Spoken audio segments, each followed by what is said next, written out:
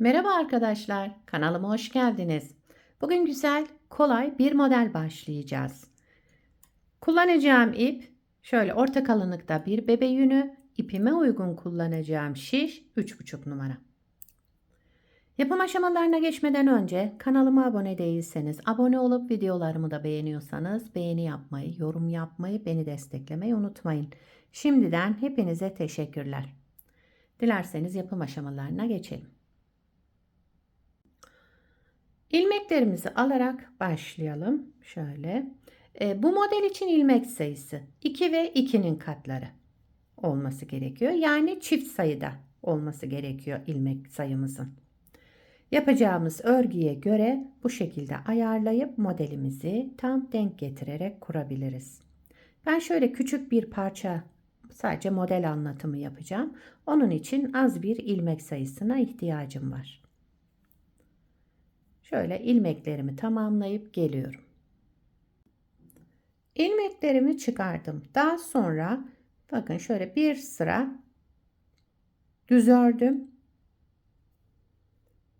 Şimdi örgümün ön yüzündeyim. İlmekleri çıkardıktan sonra lastik yapmadığım için bir sıra düz ördüm. Örgümün ön yüzündeyim. Modelimiz 2 sıradan oluşuyor. Hep 2 sıranın tekrarını yapacağız. Şimdi birinci sıra ön yüzündeyim. Şöyle kenar ilmeğimi örmeden aldım. Şöyle 2 ilmek üzerinde çalışacağız. Bakın. İkinci ilmeğimin içinden değil bir alt boşluğundan şöyle göstereyim. Bir alt boşluğundan girerek bir ilmek çıkardım, aldım. Şöyle. Daha sonra bir artırma yaptım ve sıradaki 2 ilmeğimin de ikisini bir alarak şöyle topladım. Düz örerek kestim. Tek ilmeğe düşürdüm.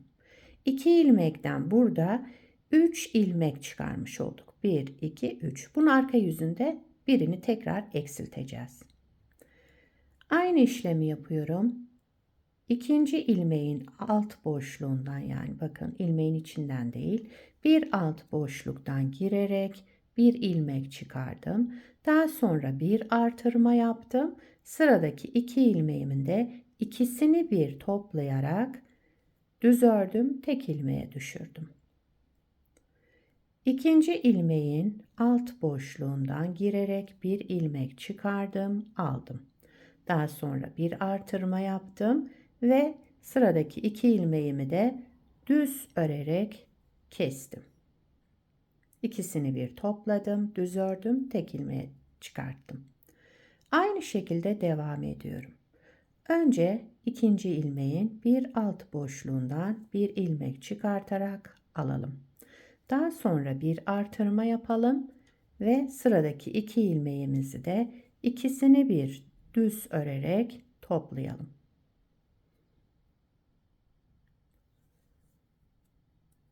Şöyle devam ediyoruz.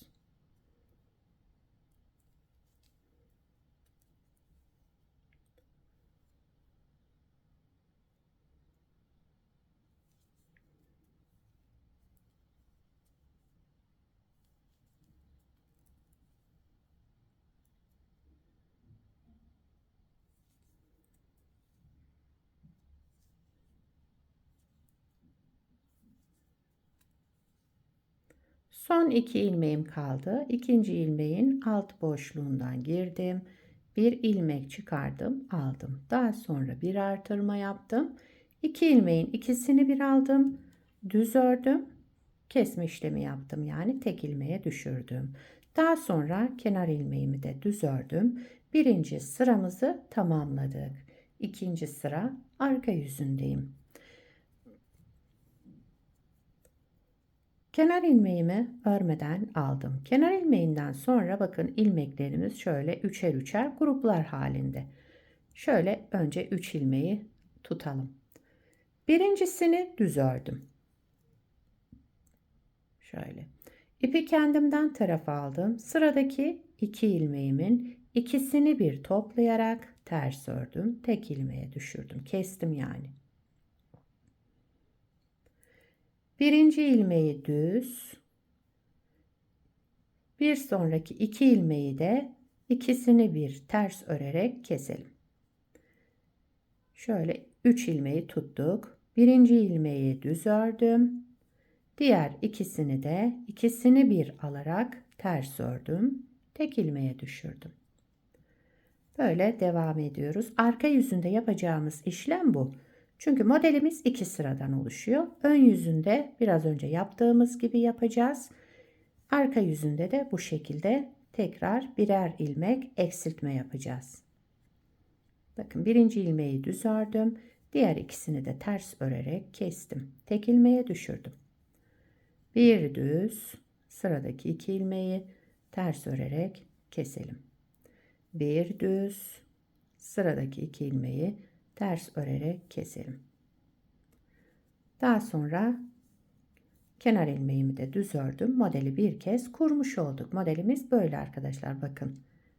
Şöyle yan yan görünen bir model. Tabii ki model ilerledikçe daha da güzel görünecek. İsterseniz bir kez daha kuralım. Şurada birinci sırada ne yaptıysam aynısını yaparak bir kez daha kuruyoruz.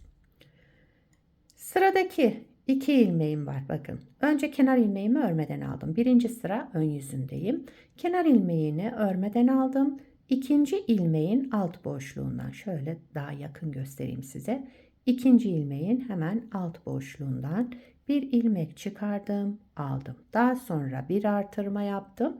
Sıradaki 2 ilmeğimi de toplayarak düz ördüm. İkinci ilmeğin bir alt boşluğundan bir ilmek çıkardım, aldım. Daha sonra bir artırma yaptım. 2 ilmeğimi de topladım, düz ördüm. Kesme işlemi yaptım yani burada.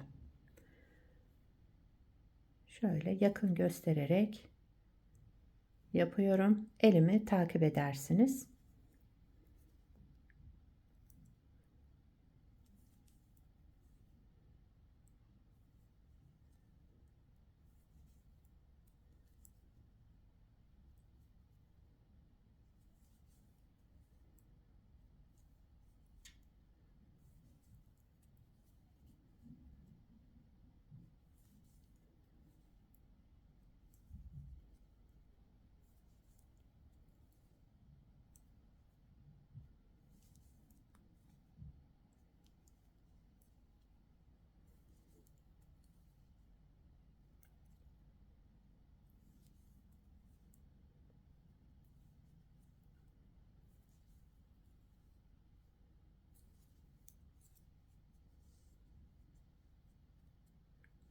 Evet, birinci sırayı tamamladım. İkinci sıra arka yüzüne geçtik.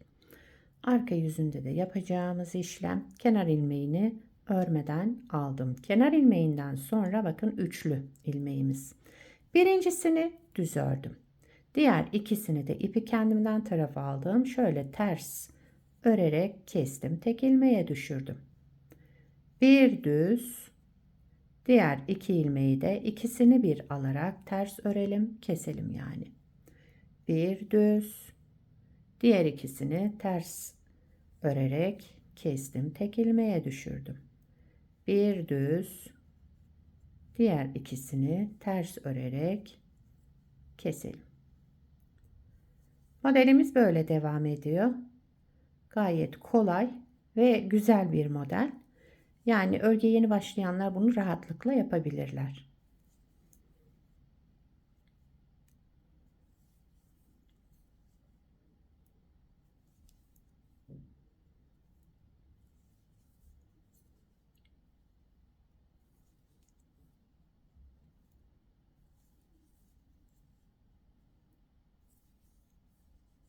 Evet, şöyle tamamladım. Modeli 2 kez kurduk. Bakın model yavaş yavaş kendini gösteriyor. Bir parçada daha önce hazırladım. Hemen onu göstereyim. Bunu da lastiksiz hazırladım. Ama isterseniz lastik üzerine de uygulayabilirsiniz bu modeli. Model böyle devam ediyor. Gördüğünüz gibi şöyle kabarık kabarık görünen güzel bir model. Arka yüzü de bu şekilde. Bu parçamda da aynı ipi kullandım. Sadece 4 numara şişle yaptım bunu da. Evet, bakın gayet güzel ve gösterişli bir model. çıkıyor ortaya. Bu modelden yelek, hırka, süveter, atkı, bere, bebek battaniyesi hepsinde kullanabilirsiniz. Gayet güzel, şöyle puf puf kabarık görünen bir model. Sizler de nelerde uygulayacaksınız bu modeli? Onları yorumlarda belirtirseniz sevinirim. Beni buraya kadar izlediyseniz bir beğeni yapmayı, yorum yapmayı, beni desteklemeyi unutmayın. Şimdiden hepinize teşekkürler. Yapacak olanlara kolay gelsin. Bir sonraki videoda görüşmek üzere. Hoşça kalın.